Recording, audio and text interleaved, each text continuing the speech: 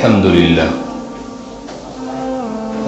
لله نحمده ونستعينه ونستغفره ونؤمن به ونتوكل عليه ونعوذ بالله من شرور أنفسنا ومن سيئات أعمالنا من يهده الله فلا مضل له ومن يضلله فلا هادي له ونشهد أن لا إله إلا الله وحده لا شريك له ونشهد أن سيدنا ومولانا محمدا عبده ورسوله أما بعد فأعوذ بالله من الشيطان الرجيم بسم الله الرحمن الرحيم يا أيها الذين آمنوا اتقوا الله ولتنظر نفس ما قدمت لغد واتقوا الله إن الله خبير بما تعملون ولا تكونوا كالذين نسوا الله فأنساهم أنفسهم أولئك هم الفاسقون لا يستوي أصحاب النار وأصحاب الجنة أصحاب الجنة هم الفائزون وقال النبي صلى الله عليه وسلم من مات فقد قامت قيامته وقال النبي صلى الله عليه وسلم نظر الله امرأ سمع مقالتي فوعاها ثم أداها كما سمعها فرب مبلغ أو عام سامع أو كما قال عليه الصلاة والسلام۔ میرے محترم بزرگوں، دینی اور ایمانی بھائیوں، ابھی آپ کے سامنے سورہ حشر کی 3 آیتیں تلاوت کی گئی ہیں، جس آیت میں اللہ رب العزت نے ایمان والوں کو اس بات کا حکم دیا ہے اور اس بات پر توجہ دلائی ہے کہ ہم غور کریں اپنی زندگی پر، غور کریں اپنے احوال پر، غور کریں اپنے اعمال پر اور تیاری کریں اس دن کی جو دن کل آنے والا ہے، تیاری کریں اس دن کی جو بہت جلد آنے والا ہے، تیاری کریں اس آنے والے قیامت کی جو کچھ دنوں کے بعد ہمارے سامنے ظاہر ہونے والا ہے۔ اور اللہ نے ہمیں تقوی کا حکم دیا ہے، یا ایھا الذین آمنوا اتقوا اللہ، اے ایمان والو اللہ سے ڈرو، اے ایمان والو اللہ سے ڈرو۔ ڈرنے کا مطلب یہ نہیں کہ ہم جس طرح سانپ سے ڈرتے ہیں، بچھو سے ڈرتے ہیں، شیر سے ڈرتے ہیں، کیڑے مکوڑوں سے ڈرتے ہیں، موذی جانور سے ڈرتے ہیں، بلکہ ڈرنے کا مطلب لحاظ ہے کہ ہر کام کرنے سے پہلے اس بات کا خیال اپنے دلوں میں پیدا کرو کہ کہیں یہ کام تمہارے رب کے یہاں تمہاری ندامت کا سبب تو نہیں ہے، کہیں یہ کام تمہارے رب کی ناراضی کا تو نہیں ہے۔ ہر کام کرنے سے پہلے، ہر عمل سے پہلے اس بات پر غور کرو کہ یہ کام کہیں تمہارے رب کی ناراضگی کا سبب تو نہیں ہے، کیونکہ اگر تمہارا رب ناراض ہو گیا اور تمہارا عمل تمہارے رب کو پسند نہ آیا تو تم اپنے رب کے سامنے مجرم بن کر پیش کیے جاؤ۔ یا ایھا الذین آمنوا اتقوا اللہ ولتنظر نفس ما قدمت، اور ہر انسان کو غور کرنا چاہیے کہ اس نے کل کی کیا تیاری کی۔ ولتنظر نفس ما قدمت لغد، اس نے کل کی کیا تیاری کی ہے، یعنی لفظ کل کا استعمال کیا اللہ، لغد، آنے والے کل کی تم نے کیا تیاری کی ہے، یعنی دنیا کی زندگی آج ہے اور قیامت کی زندگی کل ہے، بس بہت قریب۔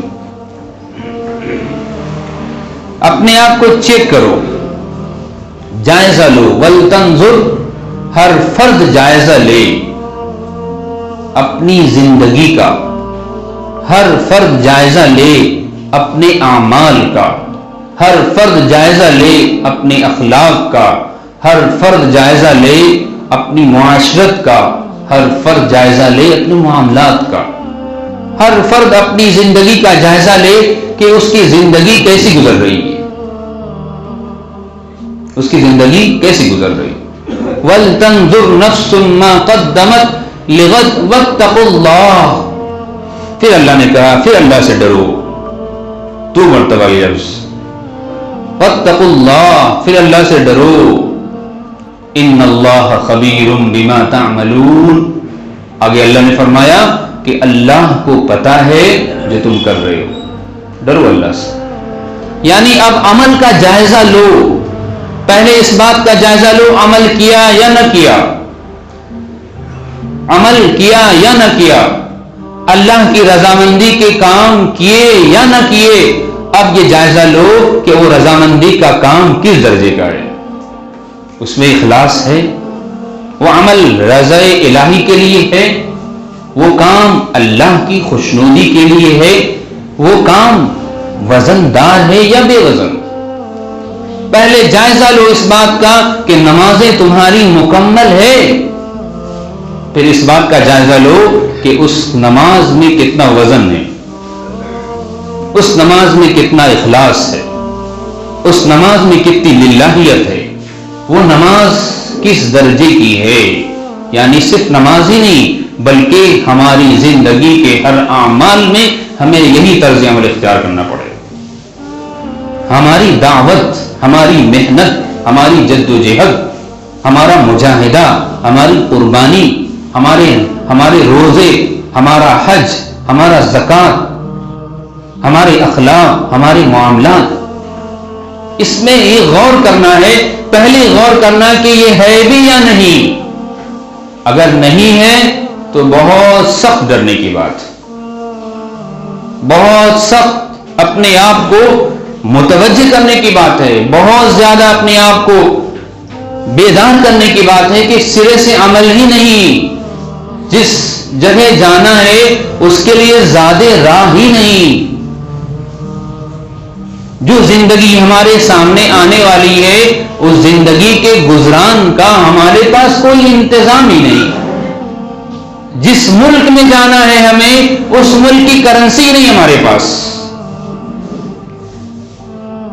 دنیا ایک عالم ہے جس میں ہم رہتے ہیں، موت کے بعد والی زندگی ایک عالم ہے، اس لیے فرمایا کہ انسان مرتا نہیں ہے، انسان انتقال کر جاتا ہے، اسے موت نہیں آتی ہے، وہ منتقل ہو جاتا ہے کہ فلاں صاحب کا انتقال ہو گیا، انا للہ و انا الیہ راجعون، یعنی یہ اس دنیا سے منتقل ہو کر اصلی دنیا میں چلا گیا، یہ وقتی دنیا سے نکل کر دائمی دنیا میں منتقل ہو گیا، مرتا نہیں کوئی، مرتا نہیں کوئی،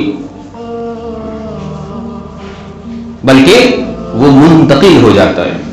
ہم منتقل ہو کر آئے ہیں عالم ارواح سے، ماں کی پیٹ کی دنیا میں، وہی دنیا ہی ہے، فرق یہ ہے کہ وہ ایک چھوٹی سی جگہ ہے، پھر اس دنیا سے منتقل کر کے اللہ ایک اس سے بڑی دنیا میں لاتے ہیں، یہ بھی چھوٹی سی دنیا ہے آخرت کی دنیا کے مقابلے میں، کہ فرمایا کہ ایمان والوں کو ایسی جنت ملے گی جس کی چوڑائی اللہ نے بیان فرمائی ہے قرآن کے الفاظ میں، وَسَارِعُوا إِلَى مَغْفِرَةٍ مِّن رَّبِّكُمْ وَجَنَّةٍ أَرْضُهَا السَّمَاوَاتُ وَالْأَرْضُ أُعِدَّتْ لِلْمُتَّقِينَ، جلدی کرو، تیاری کرو، لپکو، بھاگو اس جنت کی طرف، اس جنت کے حاصل کرنے کی طرف جس کی چوڑائی آسمان و زمین کی خلا کے برابر ہے، آج تک کسی نے ناپا نہیں ہے، دنیا کی اتنی ترقیات کے باوجود آسمان و زمین کے اسپیس کو کسی ناپا نہیں،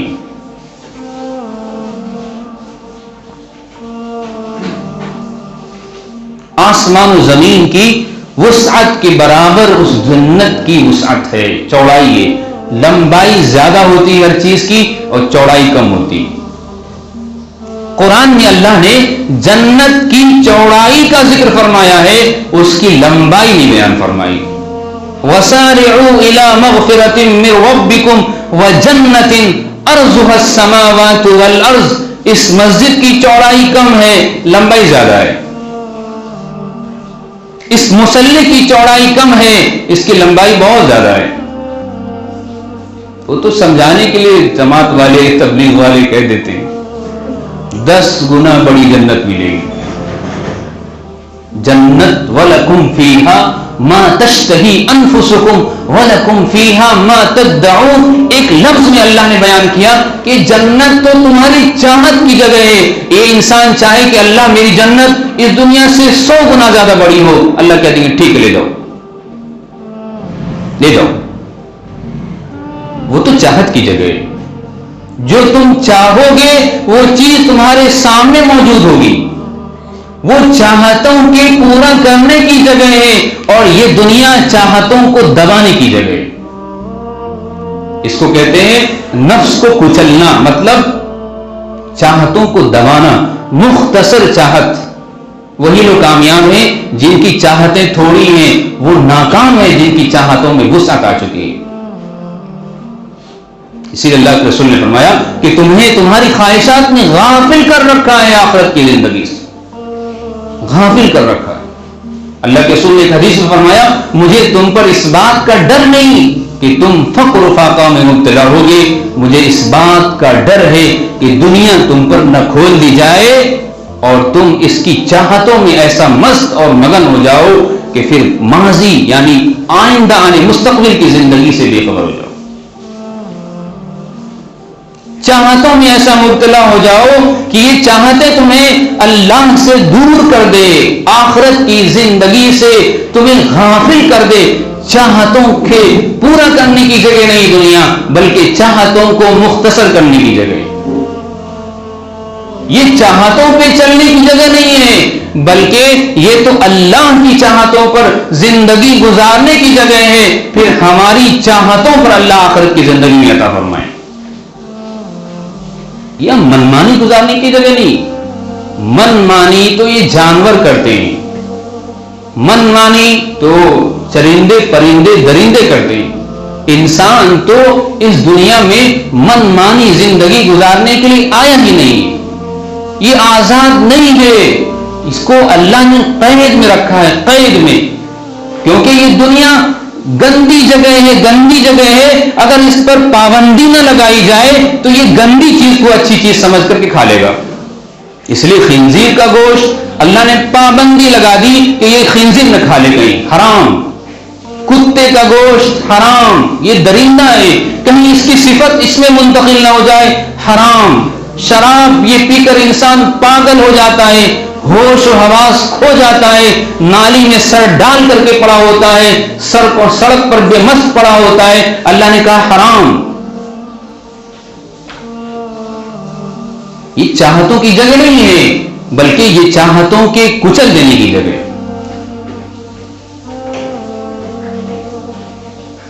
وَلْتَنْظُرْ نَفْسٌ مَا قَدَّمَتْ. چیک کرو اپنے آپ کو، جائزہ لو اپنے سامان کا. تم بڑے کسی دوسرے اجنبی ملک میں جانے والے، کوئی تمہاری جان پہچان نہیں ہے وہاں، کوئی تمہارا پرسان حال نہ ہوگا وہاں. ارے تمہارے عزیز و اقارب تم سے بھاگ رہے ہوں گے. یوم یفر المرء من اخیہ وامہ وابیہ وصاحبتہ وبنیہ. قریب ترین رشتے کو اللہ نے ذکر فرما دیا. ماں سے زیادہ قریب کون ہے دنیا میں؟ ماں سے زیادہ محبت کرنے والا اپنی اولاد سے کون ہے دنیا میں؟ یوم یفر المرء من اخیہ وامہ وابیہ. بھائی سے زیادہ قریب کون ہو سکتا ہے؟ باپ سے زیادہ قریب کون ہو سکتا ہے؟ بیوی سے زیادہ قریب کون ہو سکتا ہے؟ امہ وابیہ. اپنے باپ سے، اپنی ماں سے، اپنے بھائی سے اور دوسری جگہ اللہ نے فرمایا الاخلاء یومئذ بعضهم لبعض عدو. اس کے بعد دوستی تعلق، دوستی یاری، بچپن کا دوست، جگری دوست، اس کا نمبر آتا ہے. اللہ نے فرمایا الاخلاء یومئذ بعضهم لبعض عدو. دوست کی بات کرتے ہو، وہ تو دشمن بن جائیں گے، وہ تو دشمن ہوں گے. اس ملک میں تمہیں منتقل کیا جا رہا ہے، سامان چیک کرو، زیادہ راہیں چیک کرو، سامان زیادہ راہ چیک کرو، کرنسی چیک کرو، بیلنس چیک کرو. جو چیزیں تمہاری ضرورت کی وہاں ہے ذرا یہاں چیک کرو. وہاں خرید و فروخت نہ ہوتی ہے. لا بیع فیہ ولا خلہ. قرآن میں اللہ نے فرمایا وہ دن ہوگا کہ ہم کوئی چیز خرید نہ پائیں گے اور کوئی چیز بیچ نہ پائے گا. کہ کوئی نیکی دے کر بیچ رہا ہو یا کوئی نیکی خرید رہا ہو، وہ خرید و فروخت کی جگہ بھی نہیں. دنیا میں تو خرید لیتے ہیں، ہم زمین خرید لیتے ہیں، بنگلے خرید لیتے ہیں، مکان خرید لیتے ہیں، مہنگی گاڑیاں، خوبصورت عیش و آرام کی چیزیں ہم دنیا میں خرید لیتے ہیں. اللہ فرما رہے ہیں وہاں خرید و فروخت بھی نہیں. یوم لا بیع فیہ ولا خلہ. اس دن خرید و فروخت بھی نہیں ہے. چیک کرو اس دن کے لیے. ولتنظر نفس، لفظ ہے ولتنظر نفس، یعنی چیک کرو اپنے سامان کو، زاد راہ سامان چیک کرو، ضروریات زندگی جو تمہیں وہاں کام آنے والی ہیں، جس کے تم وہاں محتاج ہوگے، اسے یہاں ہی چیک کر لو. وہاں جانے کے بعد اگر وہ چیزیں تمہارے پاس نہیں ہیں تو تم واپس آ نہیں سکتے، کوئی چیز خرید نہیں سکتے. تمہارے عزیز و اقارب، تمہارے ماں باپ، بھائی بہن، یہ تو دشمن بن چکے ہوں گے، یہ تم سے بھاگ رہے ہوں گے، کوئی کسی کو پہچانے گا نہیں. اس لیے اللہ نے دو جگہ فرمایا یا ایھا الذین آمنوا اتقوا اللہ، اے ایمان والو ڈرو اللہ سے، یعنی غور کرو کیا ہے تمہارے پاس نیکیاں، غور کرو تم نے کیا کیا ہے آخرت کے لیے، غور کرو تمہاری قبر کے گڑھے کے لیے تمہارے پاس کیا سامان ہے، غور کرو میدان حشر میں جو زمین تانبے کی ہوگی، سورج 1 میل کے فاصلے پہ ہوگا، جسم پہ کپڑا نام کی کوئی چیز نہ ہوگی، کہیں کوئی سایہ نہ ہوگا. اس دن کے لیے تم نے کیا کیا ہے چیک کرو.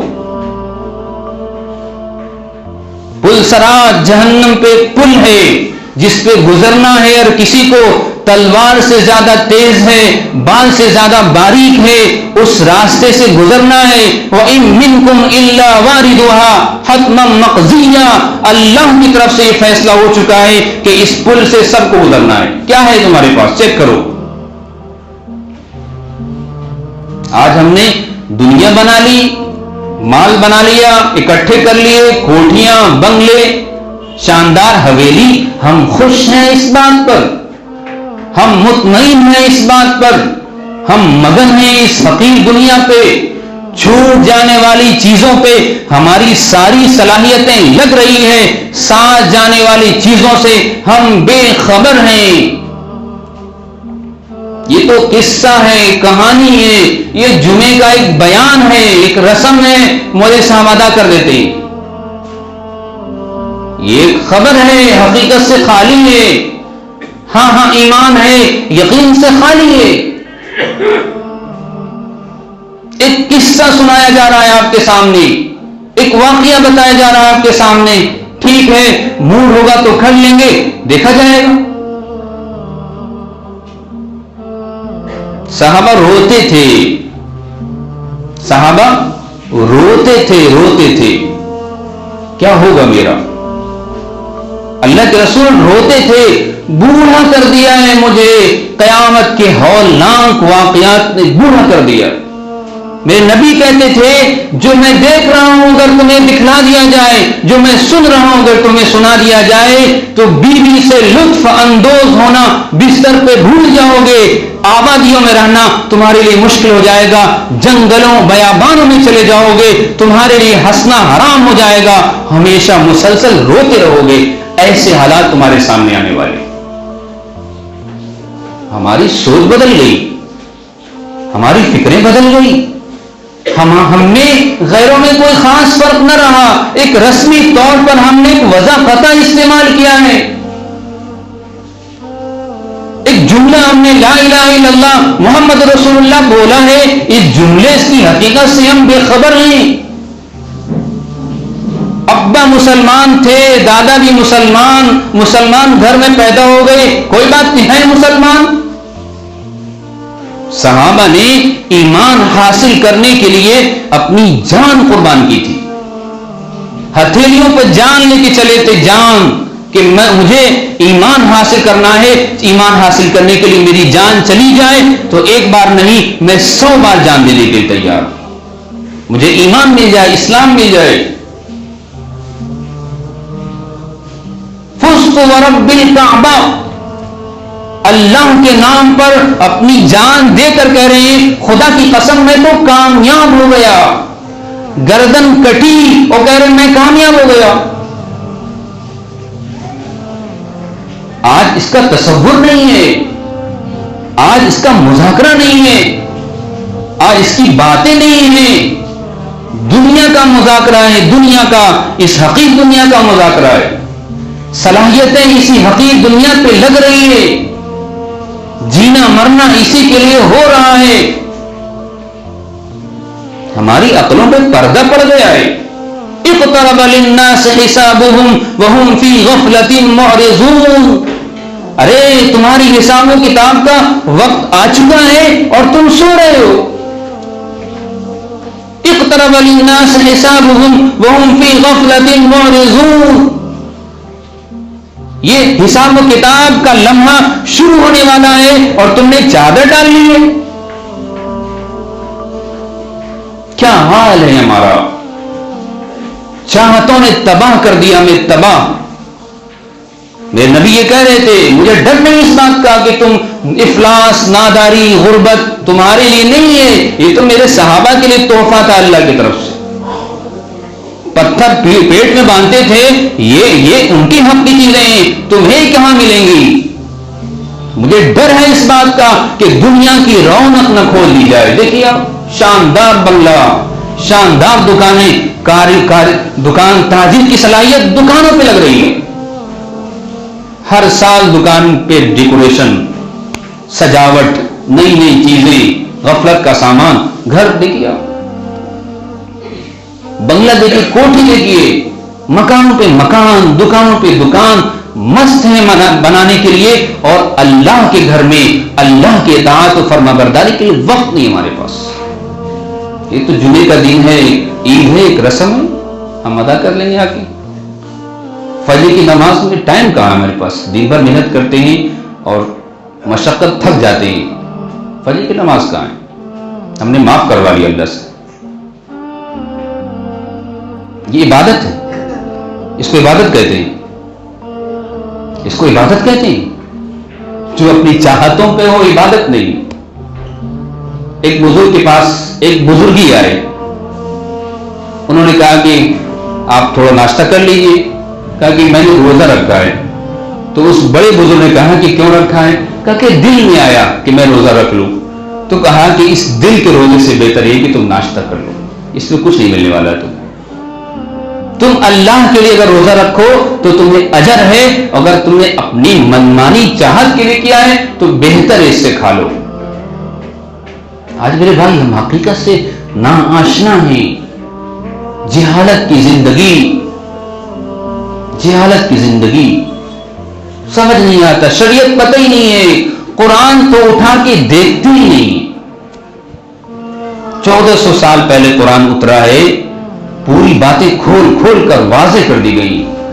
قرآن مولوی صاحب کے لیے، مسجد کے امام کے لیے، مدرسے میں پڑھانے والے علماء کے لیے، کچھ لوگوں کے لیے کام، بقیہ تو ہم تجارت کریں گے، کاروبار کریں گے، دنیا بنائیں گے، عالیشان بلڈنگ، شان و شوکت، جس طرح دنیا کی قومیں ترقی کر رہی ہم بھی ترقی کریں۔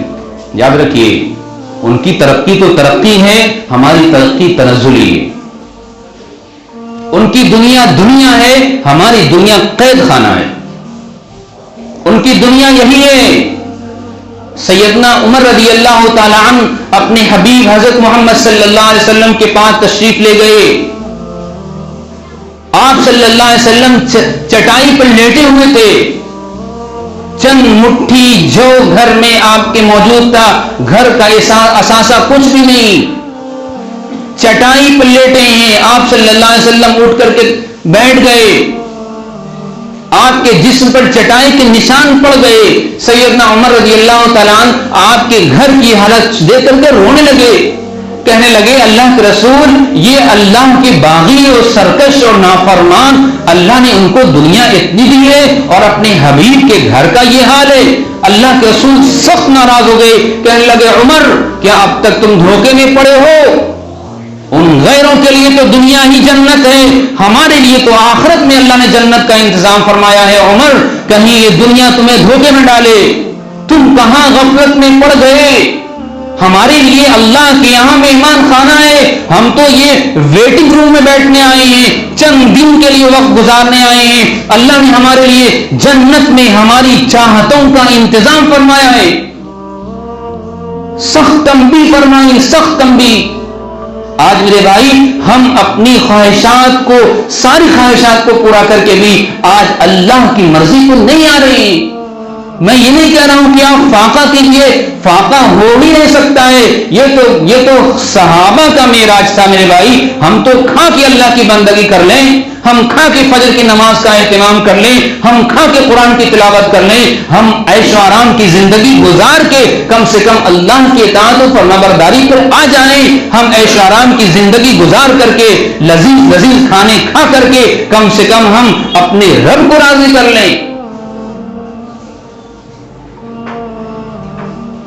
اس لیے میرے بھائی ہم سوچیں، ہم سمجھیں ہم کہاں لگے ہوئے، اپنے اوقات کو فارغ کیجئے، اپنی مصروفیات کو کم کیجئے، اپنی دنیا کی محنت اور مجاہدے کو تھوڑا سا کم کیجئے۔ اور جو لوگ نہ دنیا کی محنت میں لگے ہوئے ہیں نہ آخرت کی محنت میں لگے ہیں تو خسر الدنیا والآخرہ ذالک هو الخسران المبین، یہ تو ان کی دنیا بھی لٹ گئی اور ان کا آخرت بھی لٹ گیا۔ ایک طبقہ یہ، ایک بڑا طبقہ ہے مسلمانوں کا جو صرف غفلت کی زندگی گزارتا ہے، ایک نوجوان کا ایک بڑا عملہ ہے جو بے روزگار، بے مصرف جس کی زندگی ہے، صرف دن بھر بکواس، رات بھر موبائلوں میں اوقات چاہتے دنیا بھر کی دلوں میں، اور نکمے ناکارے ناہنجارے، یہ تو ان کی تو دنیا بھی لٹ گئی، وہ تو آخرت میں بڑا خسارہ اٹھائیں گے۔ ایک طبقہ تو یہ ہے۔ لہذا میرے بھائی ہم بیدار ہوں، ایک مومن قوم کو اللہ نے مستقل محنت کے لیے پیدا کیا ہے، ہم دنیا میں مستقل جد و جہد کے ساتھ زندگی گزاریں، اس دنیا کے اندر بھی محنت کریں اور اللہ کی اطاعت و فرمانبرداری میں بھی مستقل محنت کریں، اور غور کریں حالات پر۔ میں بار بار یہ کہہ رہا ہوں، آج ہماری آنکھیں نہیں کھل رہی ہے، آج ہم غفلت سے بیدار ہونے کے تیار نہیں ہیں۔ آج دیکھیے حالات کیسے ہوتے چلے جا رہے ہیں، ہمارے ملک کا حال کیا ہے، ہمارے اڑوس پڑوس کا کیا حال ہے، پوری دنیا کے اعتبار سے کس طرح باطل یلغار کرتا چلا جا رہا ہے، حق کی طرف، حق کو مٹانے کے لیے پورا باطل اکٹھا ہو کر چاروں طرف سے حق کو گھیرے ہوا ہے، اور ہم سو رہے ہیں غفلت میں۔ دجال اپنی پوری توانائی کے ساتھ پوری امت مسلمہ پر اور پورے اہل ایمان والوں پر سایہ فگن ہو چکا ہے اور یلغار کی پوری تیاری کر چکا ہے۔ ایمان کا بچانا مشکل ہوگا، جو ایمان ہمارا اتنا کمزور کہ جس ایمان کے مل جانے کے بعد ہمیں اللہ کی اطاعت کا کرنا بھی آسان نہیں۔ یہ ضعیف ایمان، یہ کمزور ایمان، گناہ کرنے کے بعد گناہ کا احساس نہیں ہوتا ہے، نماز چھوٹ جانے کے بعد دل میں ملال نہیں ہوتا ہے، ایسا کمزور ضعیف ایمان اس دجال کی عظیم فتنے سے کیسے مقابلہ کر سکتا ہے؟ میں بار بار آپ سے کہتا ہوں کہ جمعے کے دن سورہ کہف کی تلاوت کو لازم قرار دے دیجئے، ورنہ دجال ہماری دنیا کا دشمن نہیں ہے بلکہ ہمارے ایمان کا دشمن ہے، اور وہی بچ پائے گا جس کا ایمان مضبوط ہوگا، وہی بچ پائے گا جس نے اس دنیا میں رہ کر کے دجال سے حفاظت کا اپنے لیے انتظام کیا ہوگا۔ اور میرے نبی نے فرمایا ہے کہ جو جمعے کے دن سورہ کہف کی تلاوت کا اہتمام کرتا ہے، کم سے کم 10 آیتیں پڑھ لو، کم سے کم آخری درجے کی بات 10 آیتیں پڑھے بغیر آپ جمعے کی نماز میں نہ آئیے، اور جمعے کی نماز میں آ جائیے تو 10 آیتیں پڑھے بغیر مسجد سے باہر نہ جائیے۔ یہ میرے بھائی، یہ دجال کے فتنوں سے حفاظت کا سامان ہے۔ میرے نبی صلی اللہ علیہ وسلم نے آج سے 1400 سال پہلے دجال کے فتنے سے متنبہ فرمایا تھا۔ سب سے زیادہ آپ صلی اللہ علیہ وسلم نے اس بات پر زور دیا تھا کہ دجال کے فتنے سے اپنے آپ کو بچاؤ۔ آج میرے بھائی اس دجال کے فتنے کا ہمیں عطا پتہ نہیں ہے، بہت قریب آ چکا ہے، وہ ہمارے گھروں میں گھس چکا ہے، وہ ہمارے دلوں کی کیفیت کو جان رہا ہے، آپ کو پتہ نہیں ہے۔ نہ تو ہمارے پاس دنیا کا علم ہے، نہ ہمارے پاس شریعت کا علم ہے، ہم کیسے جانیں گے دجال کو؟ یہ دنیا کی ترقیات نہیں ہے، یہ دجال کی ترقیات ہے جو اپنی شکنجے میں پوری امت مسلمہ کو کسنا چاہتا ہے۔ اس لیے میرے بھائی، ہم اعمال کی طرف متوجہ ہوں، اللہ کی اطاعت و فرمانبرداری کی طرف متوجہ ہوں، اللہ کے دین کی طرف متوجہ ہوں، اللہ کے دین کی محنت کی طرف متوجہ ہوں۔ باتیں بڑی ہیں، وقت کم ہے، امت مسلمہ ارتداد کی طرف چلی گئی۔ آج پڑھیے اخبارات، چھوڑیے، وہ تو جھوٹی خبریں ہیں، جائزہ لیجئے، نگاہ دوڑائیے، ان ذرائع پر دھیان دیجئے جن ذرائع کے ذریعے سے صحیح خبر ہمارے پاس چھن چھن کر کے حق باتیں آتی ہیں۔ غور کیجئے، امت مسلمہ کا ایک بڑا طبقہ آج شادیوں کی تیاریاں ہم کر رہے ہیں، 20 سال سے لاکھوں کروڑوں روپے شادیوں میں خرچ کرتے ہیں، شادی کے نام پر منگنی، اور شادی کے نام پر مانجھا، اور شادی کے نام پر پتہ نہیں کتنے خرافات 2 سال پہلے رشتے فکس کر دیے جاتے ہیں، اور جو اللہ کی طرف سے حلال اللہ نے فرمایا ہے اس کے لیے امت مسلمہ کے نوجوان بچیوں کو محروم کیا جاتا ہے۔ کیا بات ہے، وہ ماں باپ کیسے جاہل بن جاتے ہیں جو اس جوانی کی عمروں کو گزار کر کے بڑھاپے کی عمر میں پہنچتے ہیں اور اپنی جوانی کی شدت کے دن کو بھول جاتے ہیں کہ جوانی میں انسان کس طرح نکاح کے لیے بے چین اور بے قرار ہوتا ہے، اور وہ ماں باپ اس بات کا انتظار کرتے ہیں بینک بیلنس ہو، بڑا سا بنگلہ ہو، شاندار گاڑی ہو، بہترین تجارت ہو۔ یہ امت مسلمہ یہ زنا سے کیسے بچے گی؟ اس پر ہم غور کریں، شادیوں کو آسان کیجئے، نکاح کو مسجد میں کیجئے۔ یہ سننے کے بعد بڑے عقل مند لوگوں نے کیا کیا کہ نکاح مسجد میں کرنے لگے اور بارات کا باہر سے انتظام کرنے لگے۔ ارے میرے بھائی، نکاح مسجد میں کرنے کا مطلب یہ تھا کہ بارات نہیں جائے گی، مسجد میں نکاح پڑھائیے اور رخصتی کیجیے اور لے کے جائیے اور اپنی اوقات کے مطابق ولیمہ کر دیجیے، کام ختم۔ اتنے عقل مند ماشاءاللہ فلسفی لوگ ہیں کہ مولانا صاحب کی بات کو مان لیا کہ ٹھیک ہے انشاءاللہ جمعے کے دن جو ہے نکاح ہوگا اور بارات میں 5 ہو جائیں گے، آپ کی بات رہ گئی ماشاءاللہ سے۔ دھوکہ دے رہے ہیں اپنے آپ کو۔ پوری امت مسلمہ کا حال جانیے، کتنے نوجوان لڑکے اور کتنی نوجوان لڑکیاں، میں ان بہنوں کے بارے میں سوچ رہا ہوں کہ کتنے ہیں جو غیروں کے حوالے ہو گئیں۔ اسلام کے دشمن ایک مشن بنا کر کے مسلم گھرانوں پر نگاہ رکھ کر کے مسلم بہنوں کو نشانہ بنا کر کے ان کے ایمان کا سودا کر رہے ہیں، انہیں ارتداد کی طرف لے جا رہے ہیں، ان کے ایمان کو ان کے سینوں سے چھین کر کے اس کے دل میں کفر کو بھر رہے ہیں، اور ہم جہیز کا انتظام کر رہے ہیں، ہم بہترین شاندار ولیمے کا انتظام کر رہے ہیں، ہم بینک بیلنس کا انتظام کر رہے ہیں، ہم دھوم دھڑکے کا انتظام کر رہے ہیں۔ میرے بھائی، ہم بیدار، ہم عیسائیوں سے نصیحت حاصل کریں، ان کے یہاں اتنے علماء چلاتے نہیں ہیں لیکن سارا نکاح ان کا چرچ میں ہوتا ہے، ہم چیخ کر کے ہمارے علماء ہم سب تھک گئے، لیکن کیا ہے، ہم نے نظام اپنے حساب سے اپنا بنا لیا۔ اس لیے میرے بھائی میں درخواست کر رہا ہوں، گزارش کر رہا ہوں کہ اس بات کو چلائیے، نکاح کو آسان کر دیجئے، رشتہ فوراً مقرر کریے، فوراً نکاح کیجئے، فوراً رخصتی کیجئے۔ بعض عقلمند یہ کرتے ہیں ٹھیک ہے رشتہ تو مقرر کر لیا، ماشاءاللہ ابھی تو 18 سال 20 سال 25 سال کے ہیں، سعودی عرب بھیج دیا کمانے کے لیے، رشتہ مقرر ہو گیا، نکاح کرا دیا اور رخصتی کے بغیر ماشاءاللہ سعودی عرب پیسہ کمانے کے لیے چلے گئے، اور یہ دونوں نوجوان وہ بیچارہ سعودی عرب میں تڑپ رہا ہے اور یہ بیچاری بہن اس ملک میں تڑپ رہی ہے۔ یہ ظلم ہے ہمارے سماج کا، یہ خرابیاں ہیں، یہ برائیاں ہیں۔ منگنی کرا دی، رشتے فکس کرا دیے، 5 سال انتظار کیجیے، یہ ظلم ہے، ظلم، یہ ناانصافی ہے، یہ فطرت کے خلاف عمل ہے۔